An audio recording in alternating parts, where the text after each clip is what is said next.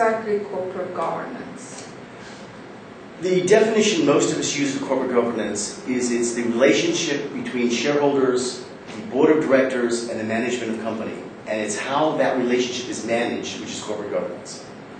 Good corporate governance means that the board of directors represents the interests of the shareholders and effectively oversees the management of the company. So that's what good corporate governance is, in my definition. Other people have lots of other definitions depending on what their goal is. But the real reason that people are involved in corporate governance is so that companies are managed well. And that they have a coherent strategy for long-term value. Mm-hmm. And that's what we're looking for in corporate governance. So which are the main indicators for corporate governance? It depends to some extent on whether you've approached this from the traditional corporate governance point of view or from a more traditional CSR point of view. But I think they pretty much converge at look at the board of directors. Are they in fact independent of management? Are there conflicts of interest by the board members so that their judgment is compromised in one way or another? Are they adequately overseeing the remuneration of the executives so the executives are fairly paid but not overpaid? Are they looking to protect the employees?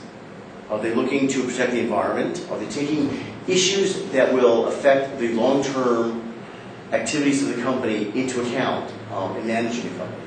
So quality of the board of directors is probably the first criteria for corporate governance.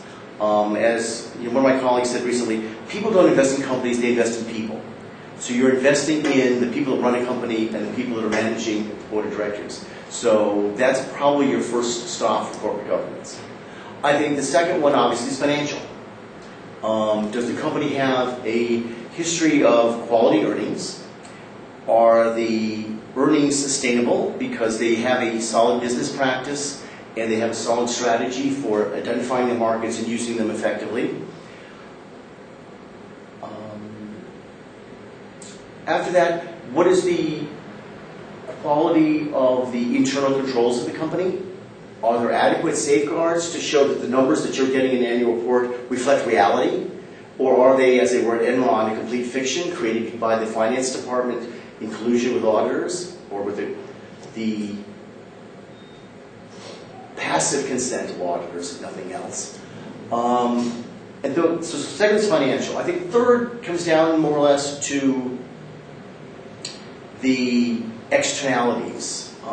What are more or less the traditional CSR values? Does the company have a good reputation? Are its products harmful to the environment?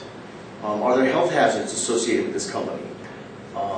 This goes as far back as the 70s, I guess it was, when the Union Carbide Bhopal plant blew up and killed 1,000 local natives because they bypassed their safety standards at this factory. Those are issues that investors are very much interested in. Safety records. One of our clients looks at reported accidents at oil companies. Have they reported the accidents? How have they reported them? What's been the response time to accidents? One of the other things someone looks at is conflicts of interest. One of our clients in France, for example, looks at how many boards of directors the directors sit on. And the theory is the more boards they sit on, the less time they can devote to each company, and the more likely they are to have conflicts of interest. So that's another issue in terms of the quality of management. I think they take a look at how their peers have rated the companies. So they'll look at rating services like Standard & Poor's and Fitch and Moody's. They'll take a look at some of the corporate governance ratings to see whether, in fact, the company stacks up well or poorly against its peer group. And I think that's probably the only way you can actually judge them is you're judging against their peers, because industry to industry, there are very different risk profiles. There are very different external issues they have to look at. Software companies traditionally aren't considered environmental polluters, except that they end up producing so much paper that people are cutting down forests. So that's one of the other issues that you sometimes get people looking at, that non-traditional ways of looking at companies.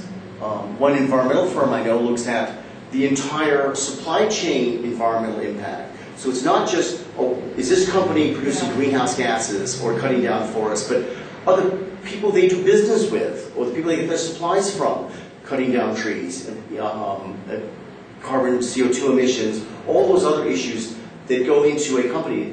Long term, if these people are going to go out of business because they're polluting the environment, that's going to have a negative impact on your supplies. Therefore, you need to be aware of that and look at that. Also, the risk, the reputational risk. People are much more willing to boycott a company if they perceive them as being involved in bad activities or negative activities.